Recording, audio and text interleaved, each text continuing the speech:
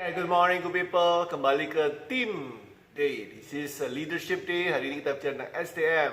Welcome to my channel. Untuk teman-teman yang baru melihat vlog ini, baru join, thank you untuk inviting me to become part of your channel ya, yang Anda lihat setiap hari.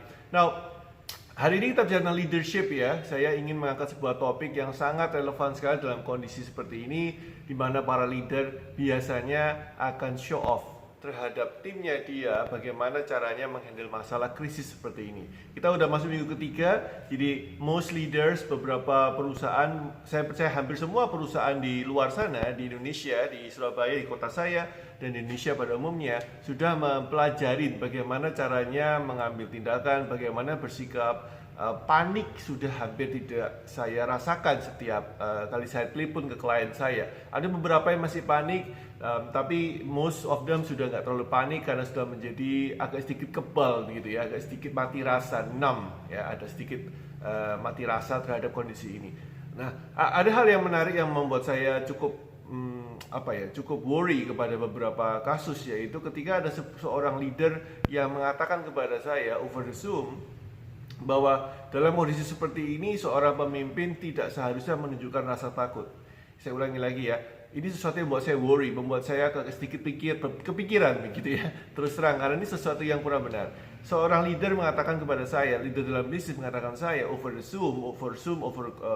phone call, yang mengatakan bahwa seharusnya leader tidak boleh menunjukkan rasa takut sama sekali. Nah, saya bilang bahwa kalau leader menunjukkan rasa panik, itu memang nggak boleh. Tidak boleh leader menunjukkan rasa panik. Tapi kalau leader menunjukkan rasa takut, well, this is my friend, I need to clarify this. Jadi ada sebuah konsep yang sangat macho ya, machoism ya, macho, bahwa di dalam sebagai leader, Anda seharusnya itu seperti Braveheart ya, seperti film Braveheart itu ya, dimana seorang yang berani mati, yang bermental baja, yang always tidak pernah menunjukkan rasa takut, tidak pernah khawatir. Ini sebetulnya bukan leadership yang genuine. Ini adalah sebuah namanya mock-up leadership. Jadi kepemimpinan yang dibuat-buat. Sebetulnya yang saya percaya dan saya alami sendiri, saya rasakan sendiri, menjadi seorang pemimpin, menjadi anak buah juga, atau menjadi pemimpin, itu seharusnya tetap manusiawi ya, karena anak buah itu manusia dan leader juga manusia. Nah, jika Anda sebagai leader, para pengusaha-pengusaha yang melihat vlog saya pagi ini, ketika Anda sebagai leader dan Anda mengatakan bahwa seorang leader tidak seharusnya menunjukkan rasa takut, panik, yes, no, leader tidak boleh menunjukkan rasa panik, karena itu berarti tidak dipikir sebelumnya. Fear-nya menjadi overwhelming, menjadi panik. Nah, itu berarti kurang cerdas. Tapi kalau leader seharusnya tidak menunjukkan rasa takut atau worry, khawatir, that is wrong, my friend. Ya, Anda akan dicap sebagai bukan manusia oleh tim Anda. Tim Anda merasakan bahwa sebetulnya pemimpin saya ini human atau bukan sih? Sebetulnya dia pura-pura apa enggak sih? Nah, begitu rasa ini muncul dengan sendirinya, maka akan muncul sebuah perasaan berikutnya, yaitu merasa disconnected. Ya, disconnected dengan leader. So, anak buah Anda akan merasa disconnected dengan leader, yaitu Anda sendiri yang merasa tidak perlu merasa takut. Okay? So, dalam kondisi seperti ini, berarti pertanyaannya, apakah boleh merasa takut? Absolutely. Human, absolutely, sangat manusiawi. Now, tetap walaupun takut, Anda harus memimpin. Nah, memimpin tidak boleh panik. You get my point? Untuk memimpin tidak boleh panik. Semua yang panik akan berantakan. Tapi tidak bisa kita tidak menunjukkan rasa takut dan khawatir. Anak buah Anda akan merasakan tidak manusiawi. Aneh. Gitu ya. Nah, of course ada beberapa orang yang mengatakan, ada aliran lain yang mengatakan, ini jadi panjang kalau saya ceritakan, ada beberapa sudut pandang mengatakan pemimpin yang merasakan yang menunjukkan rasa takut itu tidak akan disegani anak buah Anda. Ini kepada alpha leaders ya, alpha male ya, yang merasa dominan, yang merasa hebat, harusnya kuat. Listen to me. Memimpin dengan takut itu juga memimpin. Dan in fact beberapa kasus studi membuktikan, kalau kita aware dengan fear kita dan kita mau menunjukkan dengan genuine ke anak buah kita, Anda akan disupport dan didorong dengan benar-benar baik dari belakang oleh tim Anda. Oke, so mari kita mulai. Bagaimana how to lead ketika Anda takut? Bagaimana Anda tetap menjadi pemimpin yang efektif ketika Anda takut? Ada beberapa hal yang saya mau sharingkan, sekitar 5-6 ya. Yang pertama adalah Anda mesti aware. Jadi sebelum Anda memimpin, Anda mesti aware. Anda takut apa? Ya, aware and sharing sebetulnya. Anda khawatir apa? Anda takut apa? Sudahkah Anda cek sama beberapa teman-teman Anda, apakah kekhawatiran Anda, ketakutan Anda valid atau tidak? Perhatikan ya ini ya, karena validitas ini penting sekali. Membedakan takut dan panik. Panik itu adalah takut yang tidak tervalidasi, yang menjadi overgrown, yang menjadi humongous, menjadi besar. Akhirnya overwhelming, Anda punya rasio.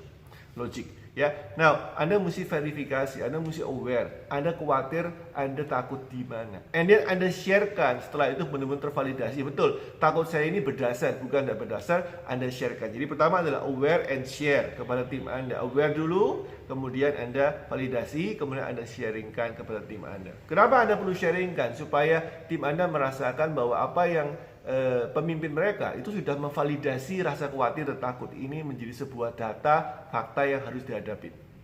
Bukan cuma feeling-feeling yang nggak benar, ya. Bukan cuma karena pemimpinnya cemeng gitu ya. Bukan karena pemimpinnya memang diketak sambal dan takut. No. Karena Anda sudah memvalidasi fear ini menjadi sebuah data. Oke. Yang pertama itu. Number 2 adalah you mesti men-sharingkan Anda punya potensial negatif feelings yang berubah menjadi negative action, ya. So ketika para pemimpin itu sharing kepada mereka tentang fear yang dihadapi oleh pemimpin bisnis, ya, fear of loss of losing money, fear of losing the business, fear of losing the team, fear of losing the market, dan seterusnya. And then Anda mesti sharingkan juga, ada kemungkinan saya sebagai pemimpin akan bertindak kurang baik, ya, dalam kondisi seperti ini. Anda sharingkan dong, ya, negative feeling, negative action, negative response. Misalkan Anda jadi muring-muring, ya, Anda mesti bilang sama tim Anda, dalam kondisi seperti ini mohon saya dimaklumi kalau saya sedang dalam kondisi tidak mood, saya akan mulai ngomongnya mulai agak jahat, agak judes. Sharingkan dengan tim Anda. This is the best part dari semua leading ketika Anda takut adalah Anda harus menyatakan ada kemungkinan Anda akan tidak semulus, sediplomatis ketika Anda dalam kondisi sedang tidak takut. Ya, oke. So, and then ketika itu terjadi, jangan terlalu dieksploitasi ya, jangan sengaja dibuat-buat ya.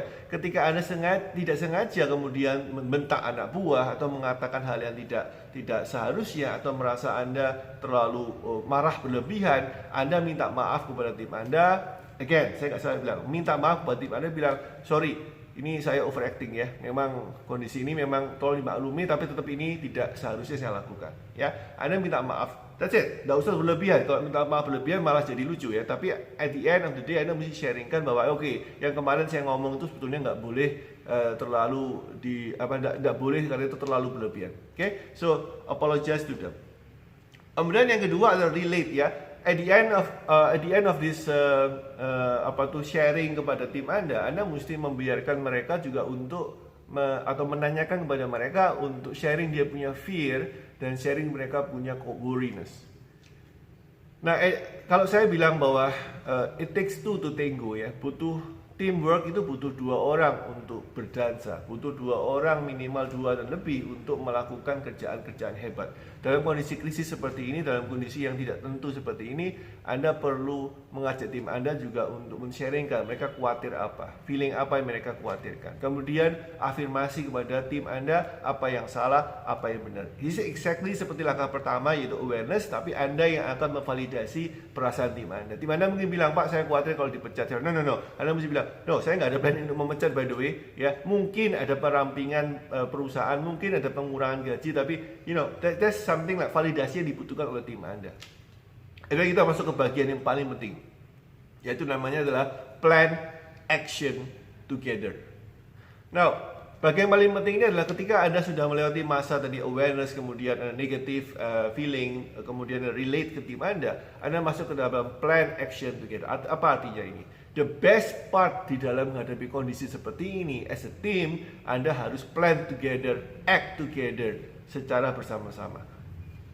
Rencanakan suatu kegiatan yang positif untuk bisnis Anda tentunya. Rencanakan sesuatu yang belum tentu pernah Anda lakukan sebelumnya. Misalkan Anda belum pernah melakukan seminar, meeting secara online bersama-sama dengan tim Anda, kemudian memecahkan masalah secara online bersama-sama dengan tim Anda, membentuk sebuah mood board atau planning dengan cara Zoom dengan gambar segala macam, plan together. Kemudian rencanakan rencana untuk menjual dengan cara yang berbeda, ajak mereka untuk berdiskusi, angle sudut mana yang belum Anda pernah lakukan secara berbeda.